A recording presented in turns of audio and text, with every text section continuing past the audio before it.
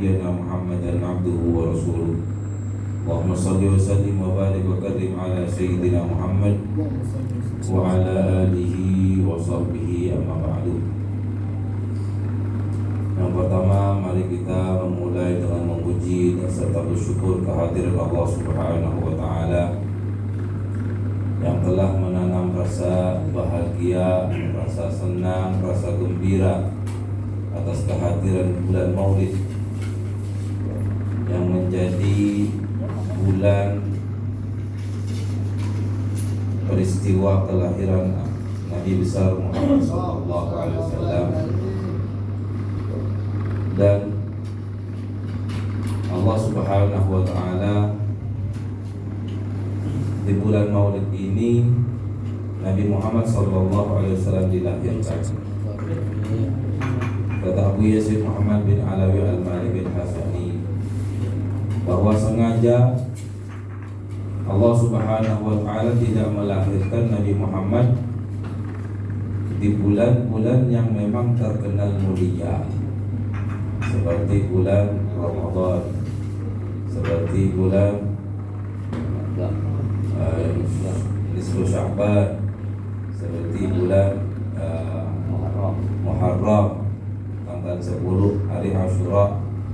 Sengaja Allah Subhanahu wa Ta'ala tidak melahirkan Nabi Muhammad di tanggal yang mulia, di bulan yang mulia, bahkan di hari yang mulia yang biasa Allah Subhanahu wa Ta'ala berikan kepada para nabi dan rasul sebelumnya.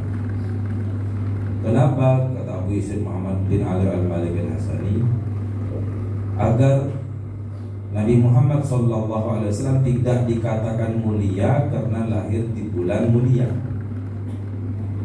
tidak disebut mulia karena lahir di hari mulia. Allah Subhanahu wa Ta'ala menginginkan bulan itu menjadi bulan mulia karena kelahiran Nabi Muhammad. Bukan Nabi Muhammad mulia karena lahir di bulan mulia, akan tetapi bulan Maulid menjadi bulan mulia karena peristiwa kelahiran Nabi Muhammad terjadi di bulan Maulid. Kita lihat Nabi Adam lahir di hari Jumat yang merupakan hari mulia. Hari Senin di zaman jahiliyah bukan hari mulia. Bulan Rabiul Awal di zaman jahiliyah bukan bulan mulia. Hari Senin bukan hari mulia. Tanggal 12 juga bukan tanggal mulia. Bukan tanggal sakral kalau kata orang Jawa. Hari sakral, bulan sakral.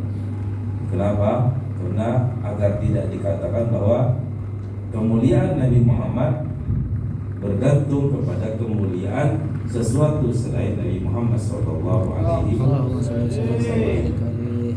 Dan alhamdulillah kita bersyukur kehadiran Allah Subhanahu wa Ta'ala. Kenapa? Karena di dalam hati kita diberi rasa gembira oleh Allah Subhanahu wa Ta'ala dengan datangnya bulan mulia, bulan Maulid, bulan Rabiul Awal. Betapa banyak di luar sana orang-orang yang bahkan tidak melihat keistimewaan di bulan Maulid, tidak merasa gembira atau semacam merasa ini adalah bulan spesial dengan datangnya bulan Maulid. Tapi kita, sekalipun kita masih bisa dikatakan belum 100% taat ke Gusti Kanjeng Nabi, belum 100% selalu mengikuti jejak atau lampaan Gusti Kanjeng Nabi Sallallahu Alaihi Wasallam, akan tetapi rasa bahagia itu ada di hati kita. Alhamdulillah. Karena itu Abu Yazid Muhammad bin Alawi Al-Maliki tidak setuju jika dikatakan bahwa kita baru dikatakan mencintai Nabi Muhammad ketika kita taat kepada Nabi Muhammad. Kenapa? Karena taat itu adalah kelakuan tubuh, kelakuan batin. Sementara cinta adanya di dalam hati. Jadi tidak sah kata Abu Abu Syed Muhammad Al-Maliki, jika ahli maksiat dikatakan tidak mencintai Nabi Muhammad. Bisa jadi yang belum bisa istiqomah di jalan Allah, masih selalu melakukan kemaksiatan, bisa jadi di hatinya tetap ada rasa cinta kepada Nabi Muhammad Sallallahu Alaihi Wasallam. Dulu di zaman Rasulullah ada seorang lelaki kecanduan khamar, kecanduan, tidak bisa lepas. Ditangkap oleh Rasulullah, dicambuk, ditakzir, dilepas, keesokannya ditangkap lagi, ditakzir lagi, dicambuk. Pokoknya berkali-kali dicambuk sampai akhirnya ada sebagian sahabat merasa bosan. Orang ini maaf termajid tapi terlalu sering kamu melanggar. Dia seakan-akan meremehkan, dia seakan-akan mencaci. Akhirnya apa kata Nabi Muhammad? La tasubbu fa innahu yuhibbullah wa rasuluh. Jangan kalian caci, karena dia sekalipun begini masih mencintai Allah, masih mencintai Rasulullah sallallahu alaihi wasallam.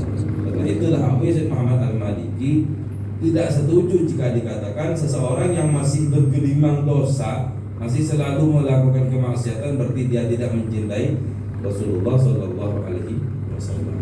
Sekalipun memang benar, semakin kita taat kepada Rasulullah, semakin kita bersemangat untuk mengikuti jejak Rasulullah, itu juga sebagian tanda besar atas kecintaan kita kepada Nabi Muhammad Sallallahu Alaihi Wasallam. Hanya saja orang yang masih belum bisa istiqomah tidak sah jika dikatakan dia tidak mencintai Rasulullah Sallallahu Alaihi Wasallam. Bahkan suatu ketika rasa cintanya itulah yang akan mengakis dia, membawa dia ke jalan Allah Subhanahu wa Ta'ala. Jadi rasa leburah akan membawa orang itu, menarik orang itu dari jalan kemaksiatan menuju ke jalan kebenaran. Bahkan bisa berbahaya jika seseorang tidak memiliki rasa cinta kepada Rasulullah, sekalipun dia taat kepada Allah, bisa jadi pada akhirnya dia akan keluar dari jalan Allah Subhanahu wa Ta'ala. Seperti yang terjadi di zaman Rasulullah, ada seorang lelaki namanya Rijal bin Unfuah. Siapa namanya? Rijal bin Unfuah. Dia nyantri ke Rasulullah, datang bersama rombongan dari Bani Hanifah, dari kabilah Bani Hanifah, nyampe ke sana, nyampe ke Madinah, dia menetap mondok nyantri ke Rasulullah, belajar Al-Quran dari Rasulullah, belajar tajwid dari Rasulullah, belajar tafsir, sampai akhirnya dia menjadi ulama alim, ahli debat. Cara berdebatnya cara memberi argumentasi sangat sempurna. Sampai akhirnya setelah suatu ketika Rijal Ka'dinto sedang berkumpul dengan para sahabat sekitar 7 orang, termasuk Abu Hurairah yang menceritakan hadis Ka'dinto. Berkumpul, kata Rasulullah, inna fikum larajulan darsuhu fin nar ka jabal Uhud. Sebagian dari kalian ada seseorang yang gusinya kelak di dalam neraka lebih besar daripada gunung Uhud. Giginya, satu gigi lebih besar daripada gunung Uhud. Itu tanda bahwa orang ini masuk neraka. Sudah ditebak oleh Rasul. 7 orang Ka'dinto akhirnya oleh Abu Hurairah diteliti. Selalu cermin. Ketika ada satu meninggal, dilihat hendak mati dalam keadaan Islam, sampai akhirnya 7 orang ini tinggal berdua, Abu Hurairah sama Rijal bin Unfuah. Pas setelah Rasulullah wafat, banyak orang-orang murtad saat itu. Bahkan ada seseorang bernama Musailamah Al-Kadzab mengaku Nabi. Musailamah Al-Kadzab mengaku Nabi. Akhirnya Sayyidina Abu Bakar fokus untuk memerangi Musailamah Al-Kadzab. Karena sering muslimin terlalu banyak korban, akhirnya Rijal Ka'dinto datang ke Sayyidina Abu Bakar, izinkan saya untuk berdebat dengan Musailamah. Kata Rijal bin Unfuah, izinkan saya berdebat dengan Musailamah si pengaku Nabi. Pak palsu, si nabi palsu itu. Akhirnya Musailamah Rijal Ka'ab itu datang. Setelah nyampe ke wilayahnya Musailamah, dia kaget karena ternyata pendukungnya Musailamah banyak. Akhirnya dia berpikir, kalau memang ini nabi palsu, tidak mungkin banyak pendukungnya, tidak mungkin banyak. Akhirnya yang Rijal bin Uthman itu murtad, keluar dari agama Islam, sampai akhirnya mati kafir. Padahal dia santri Rasulullah. Kenapa? Karena tidak ada cinta di hati. Ada cinta. Siapapun yang tidak mencintai Rasulullah akan disingkirkan, berlahan pasti disingkirkan di Gusti Allah Subhanahu wa Ta'ala. Entah itu saat masih hidup atau mungkin setelah meninggal, dia pasti disingkirkan, dijauhkan dari Rasulullah Sallallahu Alaihi Wasallam. Seperti yang terjadi. Ada seorang ulama Wahabi, saya tidak menyebutkan namanya. Dia tinggal di Madinah. Dia mengatakan dengan bangga mengatakan, saya 25 tahun tidak pernah ziarah ke Rasulullah. Saya 25 tahun berada di Madinah tidak pernah ziarah ke makam Rasulullah. Kenapa? Karena dia tidak beranggapan bahwa Rasulullah itu orang mulia. Bagi orang-orang Wahabi itu Rasulullah hanya sebatas kurir, Pak Bos gitu, pembawa paket. Jadi menurut mereka tidak perlulah berlebih-lebihan mengagung-agungkan Rasulullah. Yang penting kita mengakui bahwa Rasulullah telah menyampaikan amanat ya dari Allah Subhanahu wa Ta'ala. Itulah cara berpikir orang-orang Wahabi terhadap Rasulullah. Sampai sebagian dari mereka ada yang mengatakan bahkan tongkat saya ini lebih bermanfaat dari Rasulullah.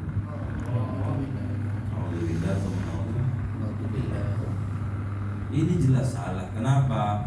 Kalau memang Rasulullah itu sebatas kurir, yang pasti kita tidak diwajibkan untuk mencintai Rasulullah. Kita seandainya Nabi Muhammad hanya sebagai pak pos, pembawa surat dari Allah Subhanahu wa Ta'ala, tidak mungkin kita diwajibkan membaca selawat. Iya enggak? Apa mungkin semakin sampean, apakah wajib sampean menghormati Pak Kurir sampai membaca selawat ke Pak Kurir? Tidak mungkin, tidak lagi. Tapi kenyataannya kenapa? Rasulullah sendiri mengatakan la yu'minu ahadukum hatta akuna ahabba ilaihi min walihi wa nas ajma'in. Tidak mungkin sempurna rasa iman kalian kepada Allah sampai saya menjadi hamba Allah yang paling kalian cinta. Macam ini. Allah Ta'ala pun mengatakan apa? Qul in kana abaukum abnaukum ikhwanukum azwajukum ashiratukum. Katakan Muhammad, in kana abaukum jika bapak-bapak kalian, wa abnaukum anak-anak kalian, wa ikhwanukum saudara-saudara kalian, wa ashiratukum dan keluarga kalian, wa amwalun iqtaraftumuha dan harta-harta kalian, wa tijaratun takhshawna kasadaha dan dagangan-dagangan kalian, ahabba ilaikum min Allah, itu semua lebih kalian cintai daripada Allah dan Rasulullah, fatarabbasu, maka tunggulah pembalasan itu. Itu berarti dalil bahwa kita wajib mencintai Rasulullah melebihi segala-galanya. Satu bukti bahwa Rasulullah bukan kurir. Rasulullah ini kurir. Wahabi, maka Rasulullah itu dan orang dalam. Silahkan kalian menuju surga. Jika kita tidak melewati Rasulullah, itu tidak mungkin sampai. Silahkan kalian itu pabanyain saya ibadah, mana di pengagungan terhadap Rasulullah tak ada, tak mungkin masuk ke surga. Tak mungkin masuk. Karena Rasulullah itu orang dalam. Maka Allah Subhanahu wa Ta'ala di dalam Al-Quran apa? Ya ayyuhalladzina amanu taqullaha wabtaghu ilaihil wasilah. Wahai orang-orang yang beriman, takutlah kalian kepada Allah dan carilah pelantara yang bisa menyampaikanmu kepada Allah. Siapa pelantara yang dimaksud? Rasulullah. Siapa pelantara yang dimaksud oleh Allah? Rasulullah. Dengan cara kita mendekatkan diri kepada Rasulullah, mengagungkan Rasulullah, mencintai Rasulullah, memperbanyak selawat kepada Rasulullah, itu tanda bahwa kita sedang melamar diri untuk bisa mendapatkan pelantara dari Rasulullah Shallallahu Alaihi Wasallam. Sama seperti kita sekarang mau AKW SIM lagi, AKW SIM dari Bapak Polisi. Sama sudah tes driver, kami sudah tes driver. Waktu nanti pada ujung-ujungnya dipersulit di polisi. Kenapa? Karena sampai tidak tadi ring duduk, tidak punya orang dalam. Saya nanti ring duduk, maka kita bisa nyetir keluar sih. Kalau punya orang dalam, meskipun tidak tahu belum berhak masuk surga, tetap masuk surga. Tapi orang-orang tapi tidak mengerti hal seperti ini. Artinya mereka bukan malah mengagungkan Rasulullah, malah merendahkan Rasulullah Shallallahu Alaihi Wasallam. Alhasil si kiai ulama Wahabi itu akhirnya meninggal. Berapa bulan sesuai adat di Mekah, di Madinah itu, di Arab itu, di pemakaman Baqi dan Ma'la itu tidak paten. Makam itu tidak paten milik seseorang. Pemakaman pekuburan itu setelah beberapa bulan dicek kembali mayit itu kenapa hancur nama betul. Jika bila hancur beli mayit hanya sekali itu. Kenapa? Karena ini pemakaman semua orang inginnya dimakamkan di Mekah Madinah di dekat Rasulullah atau di dekat Siti Khadijah istri Rasulullah. Makanya tidak paten di sana Pak. Kalau sudah mayit ini sudah hancur, dikasih mayit baru. Alhasil setelah berapa bulan si Kiai Wahabi yang sudah dimakamkan ini dicek mayitnya hilang. Mayitnya hilang, entah kenapa hilang mayitnya. Bisa jadi ini dipindah oleh malaikat karena dianggap tidak layak bertetangga dengan makam Rasulullah. Kenapa? Karena dia sekalipun taat kepada Rasulullah tidak ada pengagungan di hatinya terhadap Rasulullah. Kenapa? Pelantara babullah. Nabi Muhammad itu adalah babullah, satu-satunya pintu untuk menuju Allah Subhanahu wa Ta'ala. Sebaliknya ada cerita, ada seorang kiai, ulama, ahli ibadah, orang soleh, ahli karang kitab, di mana di Syam, di Suriah. Si kiai itu bercita-cita untuk dimakamkan di Baqi bersama Rasulullah di Madinah. Tapi karena dia bukan orang mampu, akhirnya hanya berkeinginan saja untuk pengeterok. Sampai akhirnya si kiai itu meninggal. Sebelum meninggal dia berwasiat kepada anaknya, anakku, nanti kalau saya meninggal kitab ini, coret-coretanku ini, popolong bersih kau taruh di dada, habis itu dimakamkan bersama saya. Ini pesanak. Pakon gendum buku kitab nikah, ini pakon gendum. Apa rumah ya kan? Akhirnya dilaksanakan di Potran oleh anaknya dilaksanakan. Setelah beberapa tahun si anak tadi umroh ke Mekah. Setelah melaksanakan ibadah umroh dia ziarah ke Madinah. Nyampe Madinah dia iseng-iseng masuk ke perpustakaan Masjidil Haram. Jadi di Masjid Madinah itu ada perpustakaan kitab. Ada yang sudah dicetak, ada yang belum dicetak. Sampai sekarang ada. Si anak tadi mendapatkan kitab yang dikuburkan bersama ayahnya ada di lemari perpustakaan. Paham? Kitab yang dikuburkan bersama ayahnya di negara di Syam, di Suriah, sekarang ada di lemari perpustakaan. Kaget si anak itu. Ini kan kitab yang saya kubur bersama ayah. Akhirnya tanya ke kepala perpustakaan, ini kitab dapat dari mana? Saya dapat kitab ini dari penggali kubur, tukang gali kubur. Dikasih tahu alamatnya, akhirnya si anak kiai tadi datang ke penggali kubur, tanya ini kitab dapat dari mana? Kata si penggali kubur, saya menemukan kitab ini di dalam kubur. Berarti mayit bapak ya Dewi Ustaz. Berarti mayat ayahnya dipindah oleh Allah Subhanahu. diwujudkan cita-citanya yang ingin dimakamkan bersama Rasulullah, diwujudkan. Kenapa? Cinta. Karena cintalah akhirnya dia berhak, dinilai berhak oleh Allah Ta'ala untuk dekat bersama Rasulullah.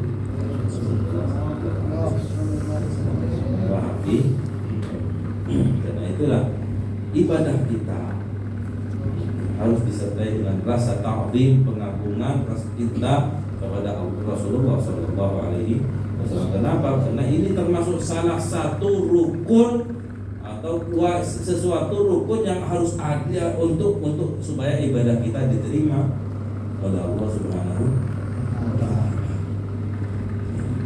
Dan kita merayakan bulan Maulid ini tidak perlu dalil sebenarnya, sekalipun banyak ulama mendatangkan dalil-dalil tentang bolehnya melakukan acara maulid. Sebenarnya kita tidak perlu dalil. Sejak dulu dalil kita adalah rasa cinta kepada Rasulullah. Apa dasar doan ma'mulat? Libur ke Rasulullah. Apa dasar bulan maulid? Cinta Rasulullah. Jadi kita tidak perlu sebenarnya mendatangkan dalil bahwa maulid ini boleh dengan dalil ini itu. Tidak perlu sebenarnya. Karena dasar kita melakukan maulid apa?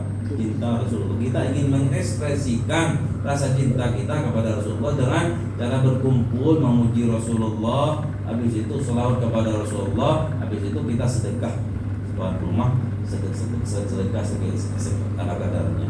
Pahalanya diaturkan kepada Rasulullah. Itu cara kita. Hanya saja karena saking banyaknya fitnah gembar-gembor dari orang-orang Wahabi yang mengharamkan bulan acara maulid, akhirnya para ulama merasa terpanggil untuk menentang syubhat-syubhat orang-orang Wahabi. Mereka orang-orang Wahabi itu orang-orang yang tidak percaya terhadap karamatul aulia, keramatan orang-orang wali. Mereka tak percaya. Karamatul aulia bagi mereka adalah sihir. Karena itulah Allah Ta'ala tidak pernah mengangkat orang wali dari Wahabi, tidak pernah. Dari wali dari Wahabi tak ada. Orang wali ini maksud orang yang keratu ke pangeran. Paham gitu? Orang yang wali itu maksud orang yang keratu ke Gusti Allah. Dan Allah Ta'ala tidak pernah. Allah A'lam gitu tidak. Masa Allah Ta'ala mengangkat seorang wali yang mengingkari karamatul aulia? Kenapa? Begitu juga orang wali dari orang-orang Syiah, tidak mungkin. Kenapa? Karena mereka tidak cukup syarat dan rukun untuk diangkat menjadi wali. Makanya aulia dari golongan kita. Orang wali kan itu dari golongan kita. Orang-orang yang berada di tengah-tengah. Orang-orang Wahabi terlalu membuang.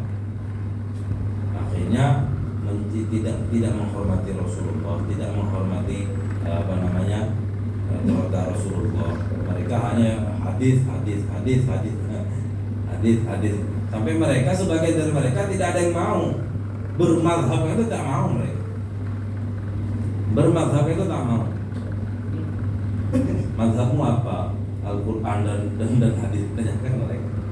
Tanda mereka mengucap engkau madhab Syafi'i, Anda tidak mau.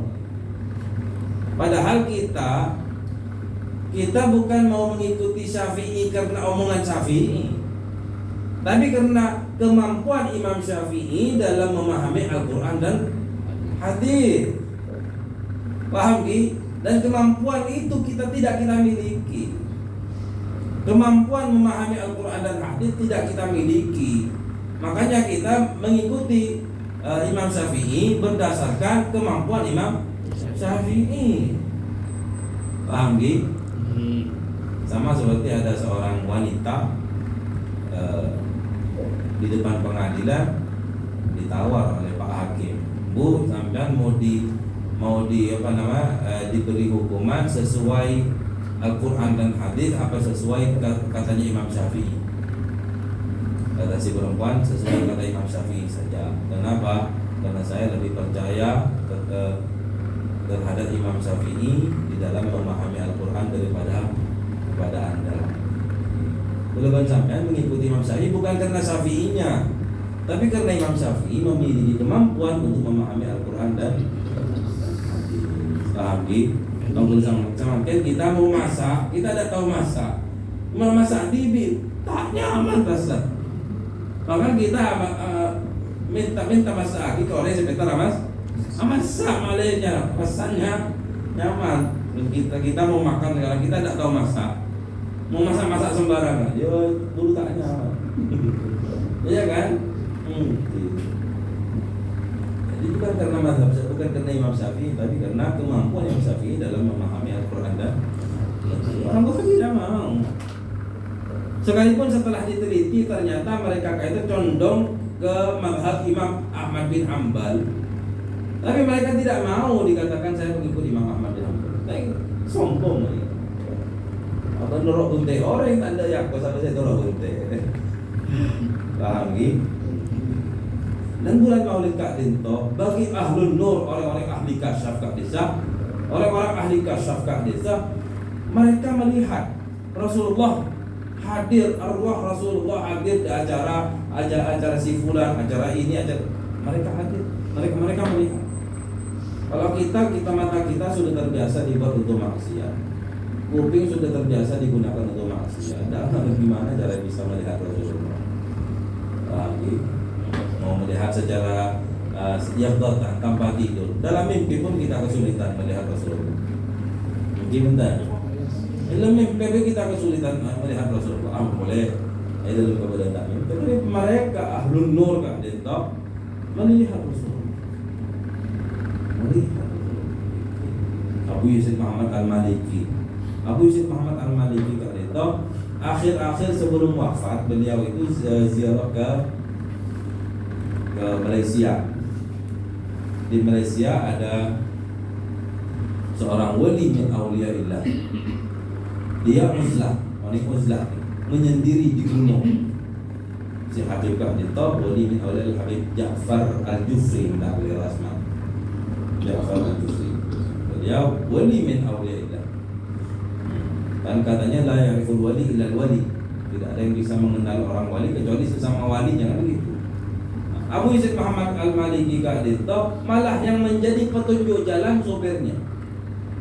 Ayo ke kanan, kata beliau. Ayo ke kiri, ke kanan, ke kiri, sampai nyampe ke rumahnya. Sopirnya sendiri tidak tahu jalan. Yang asli orang Malaysia, Abu Yazid Maliki yang apa namanya, pelancong, malah kenal kecil. Seakan-akan Abu Yazid sedang melihat Google Maps. Abu Yazid Maliki, ke kanan sopir, ke kiri sopir, sampai naik ke pelosok ke gunung. Di atas gunung ternyata ada rumah. Jadi rumah Habib Ja'far Al-Jufri kali. Nyampe sana Habib Ja'far itu ternyata sendirian ke TV. Tak bersama keluarga, tak punya pelayan, tidak punya. Tapi nyampe di sana masakan yang sudah disediakan di Habib Ja'far itu seakan-akan sudah ada telepon sebelumnya bahwa Abu Yazid Maliki mau datang. Lah Abu Yazid Maliki tidak kasih tahu kalau mau datang. Ternyata masakan Arab. Mandi, kalau kenapa enggak bisa? Masih hangat. Mungkin ini kan yang bercerita aku Abu Ali Kara, karena Abu Ali Kara ikut waktu itu. Nah, jadi ada kontak. Antara orang-orang Malika itu tidak perlu telepon untuk kontak, tak perlu telepon saja. Tak perlu telepon. Sampai akhirnya setelah lama berbincang Abu Yazid Maliki bersama Habib Qahdito, Abu pamitan mau izin, jangan dulu ya. Tapi ini saya sudah beli tiket, kata Abu Yazid Maliki. Saya mau langsung terbang ke Mekah. Jangan dulu. Akhirnya jangan dulu karena masih ada yang mau ketemu dengan sampean. Katanya Habib Ja'far. Siapa? Ayo masuk ke kamar. Setelah lama di kamar itu, keluar dari kamar Abu Yazid Maliki nangis mulai sampai ngasih kumendak. Setelah itu pulang di tengah jalan Abu Ali Karrar memberanikan tanya ke Abu Yazid Maliki, apa nama juga mamunya? Ali Karrar, tadi saya ketemu Rasulullah. Allahumma shalli. Saya tadi di dalam kamar itu berbincang dengan Rasulullah. Saya tadi di kamar berbincang dengan Rasulullah. Itu orang ahlun nur. Mereka melihat Rasulullah. Kalau kita gimana bisa melihat Rasulullah? Mata dibuat maksiat, kuping dibuat maksiat, mulut dibuat maksiat. Tidak bisa melihat Rasulullah. Tapi kalau orang-orang yang ahlun nur, anggota tubuh tidak digunakan untuk maksiat, mereka melihat. Pahami? Jadi ada kalanya Rasulullah itu datang ke orang-orang yang Rasulullah berkenan. Sampai suatu ketika ini ada kisah terjadi di Mesir, seorang suami istri beragama Majusi. Majusi itu penyembah api. Penyembah api. Di Mesir kejadiannya. Pas bulan Maulid kayak malam sekarang, malam Colok, ada tetangganya yang suami istri ini seorang Muslim merayakan acara Maulid. Setiap tahun merayakan acara Maulid. Akhirnya yang Majus Kak Dinto, orang kafir menikah, tanda tanya si istri itu tanya ke suami, ini kenapa tetangga kita? Setiap tahun hari-hari tanggal seperti ini dia merayakan tapi undang kan punya acara. Akhirnya kata suami, katanya karena nabinya lahir di malam ini. Subhanallah, pas yang suami istri tidur didatangi oleh Rasulullah. Dia melihat si istri tadi melihat Rasulullah, melihat sosok laki-laki, ditanya sama si istri, kamu siapa kok cakep banget, mak ganteng sampean pas saya Nabi Muhammad, saya Rasulullah. Mau kemana? Saya mau menghadiri acara di tetangga. Saya mau menghadiri acara Maulid di tetangga. Akhirnya yang perempuan itu tanya kepada Rasulullah, sampean kok ramah terhadap saya, padahal saya ini orang kafir, musuh sampean. Kenapa kok sampean ramah kepada saya? Kata Rasulullah, karena saya sudah tahu bahwa Allah Ta'ala telah memberi hidayah kepada. Setelah bangun saya perempuan itu dari tidur langsung baca syahadat. Akhirnya cerita ke laki, setengah cerita sedang mau cerita kata suami, nak adik tahu saya ceritakan, saya pun didatangi oleh Rasulullah. Masya Allah. Saya pun didatangi oleh Rasulullah. Berarti iya saya sudah berpindah agama, sekarang kita Muslim. Akhirnya yang berdua itu juga mengadakan acara mau. Jadi Rasulullah datang Rasulullah. Ketika Maulid Ka'din yang diadakan itu memenuhi syarat. Contoh, tuan rumah ikhlas karena Allah Subhanahu wa taala. Kedua, yang disedekahkan Ka'din dari harta yang halal. Rasulullah insyaallah pasti datang. Tetangga tanda-tanda, salah satu tanda-tanda bahwa Rasulullah datang itu khusyuk. Ada kekhusyukan yang datang di hati para hadirin. Itu tanda bahwa Rasulullah datang. Pernah cerita kan itu Kiai Hamid Pasuruan, Gaza. Oh ini kan Kiai Abdul Hamid Pasuruan pernah mengadakan acara Maulid. Waktu itu seluruh para kiai bahkan di luar negeri itu banyak yang diundang oleh Kiai Abdul Hamid. Kiai Abdul Hamid sebagai kepala tuan rumah duduk di tengah itu. Jadi orang-orang duduk di pinggir itu. Kiai Abdul Hamid duduk di tengah. Saya tahu. Di kanan Kiai As'ad Sekolah Cip. Di kirinya Kiai Ahmad Siddiq Jember. Waktu mahalul qiyam, Kiai Abdul Hamid itu tidak bisa berdiri. Colakin cekak. Tidak bisa berdiri. Cuma nangis sampai acara selesai. Akhirnya ditanya oleh Kiai As'ad Raja, waktu bangun mestinya sampai itu bangun. Sampai kan tuan rumah. Sampai malah nangis, kenapa Pak Kiai? Akhirnya kata Kiai Abdul Hamid, gimana saya bisa berdiri? Rasulullah di depan saya. Rasulullah duduk di depan saya, gimana saya bisa berdiri? Orang-orang yang hatinya suci, hatinya bersih, mata dia anggota tubuh tidak pernah digunakan maksiat bisa melihat seperti itu. Nah, kita yang tidak bisa melihat, paling tidak mengimani. Kita yang tidak bisa melihat, paling tidak mengimani. Jangan sampai kita punya rasa ingkar, tak mungkin jelaweng mati. Tapi ingat, orang-orang mati Kak Dinto, siapapun dia, tidak hanya Rasulullah, siapapun dia hanya kehilangan quwwatut taharruk, tidak bisa bergerak. Adapun quwwatut tasarruf, bisa mengatur tubuh, arwahnya kadang kita tetap mampu mempunyai kekuatan untuk mengatur.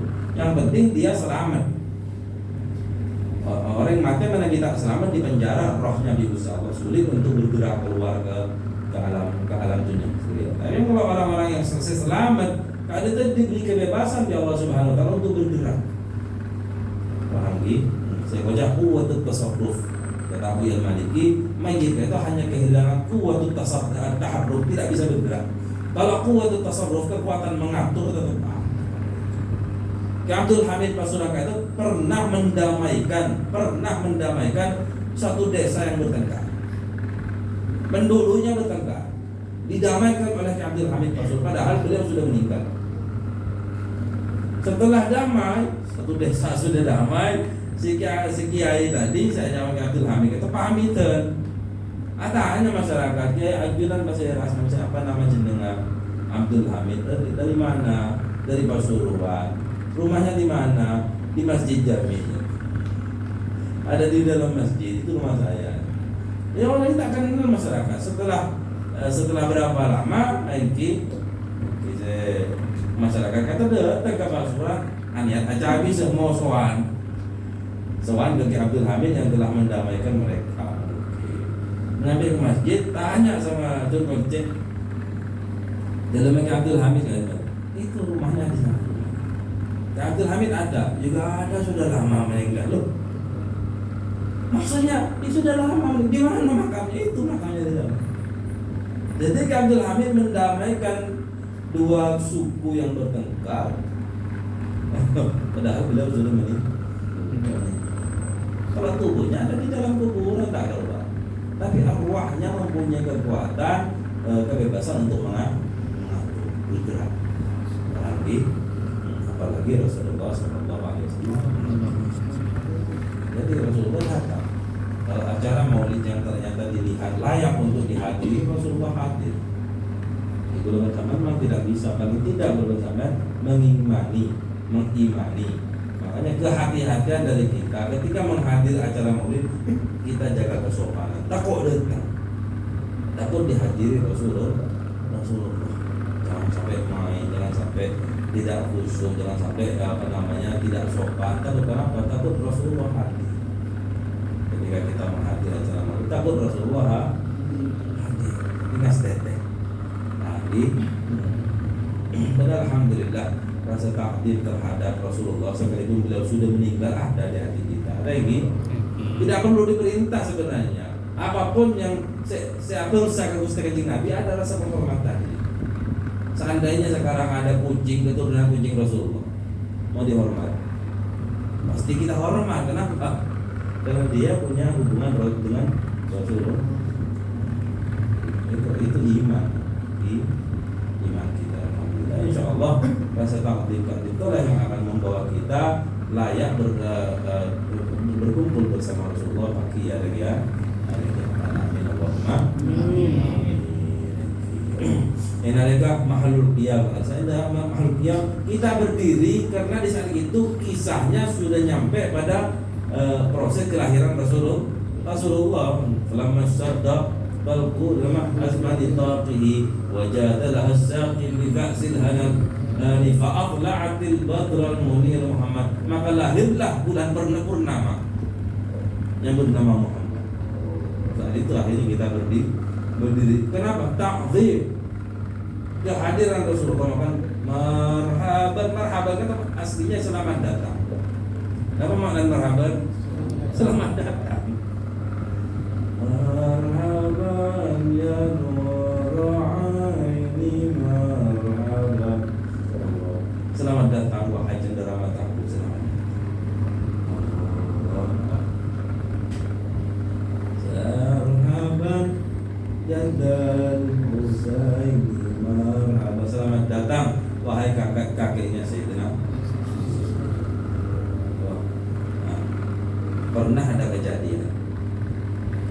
kakeknya Abu Al-Maliki, Abu Yazid Muhammad Al-Maliki, itu besarnya nama Muhammad lagi bin Alawi bin Abbas. Nah, Sayyid Abbas kan itu pernah menghadiri acara Maulid di Palestina, di Masjid Al-Aqsa di Palestina. Pas mau berdiri waktu itu yang datang para ulama dari Makkah mendekat. Pas waktu mahalul qiyam ada seorang ulama tidak mau berdiri dengan alasan tidak ada dalilnya. Akhirnya dia benar-benar tidak berdiri, tidak bisa berdiri. Pas impor. Akhirnya malamnya dia didatangi oleh Rasulullah. Dia mengadu Rasulullah, kenapa saya jadi sekarang saya jadi lumpuh seperti ini? Akhirnya kata Rasulullah, karena kamu tidak menghormati saya. Pahami? Jadi pengagungan kita terhadap Rasulullah itu harus ada di hati kita. Apalagi ketika kita mengadakan acara maulid seperti ini, pengagungan harus ada. Ternyata dia tidak dianggap menghormati Rasulullah. Kenapa? Karena saat itu arwah Rasulullah datang. Arwah Rasulullah datang, dia malah berdalil tidak ada dalil, akhirnya tidak mengagungkan Rasulullah. Dikutuk oleh Rasulullah lumpuh beneran. Alhamdulillah. Pahami? Jadi ada tempat dasar kita mengadakan maulid bukan tidak perlu dalil ini itu tidak perlu dalil sebenarnya. Kata Abu Al-Maliki, untuk mengadakan maulid ke Alinton tidak perlu dalil sahih, tapi perlu hati yang sehat, hati beres, hati selamat, yang tidak punya dengki, tidak memikir panjang lebar hanya untuk mengagungkan Rasulullah. Apa dalil untuk mengagungkan Rasulullah yang agung maka patut diagungkan. Maka kata Abu Al-Maliki, tidak pantas seorang mukmin mengatakan bertanya kenapa kamu kok mengadakan acara maulid? Kenapa? Karena tujuan kita mengadakan acara maulid ingin menampakkan kegembiraan terhadap kelahiran Nabi Muhammad. Ketika kita menanyakan kepada orang lain, kamu kok mengadakan acara maulid? Seakan-akan dia itu tanda tanya, kenapa kamu kok bangga ketika Rasulullah dilahir? Kenapa kamu kok bahagia ketika Rasulullah dilahir? Itu pertanyaan orang kafir, bukan pertanyaan orang mukmin. Orang mukmin tak patut dengan pertanyaan ini. Kenapa? Karena orang-orang yang mengadakan maulid ada apalagi termasuk yang bunga, senang, jemput, perak, pernah bersedia Nabi dilahir lagi ke alam itu. Kenapa? Karena dengan dilahirkan Nabi Muhammad kita menjadi orang mukmin. Gimana kita menjadi orang mukmin? Kita punya jaminan mendapatkan surga kalau Nabi Muhammad tidak pernah dilahirkan. Kan maka nikmat terbesar adalah dilahirkan Nabi Muhammad sallallahu alaihi wasallam.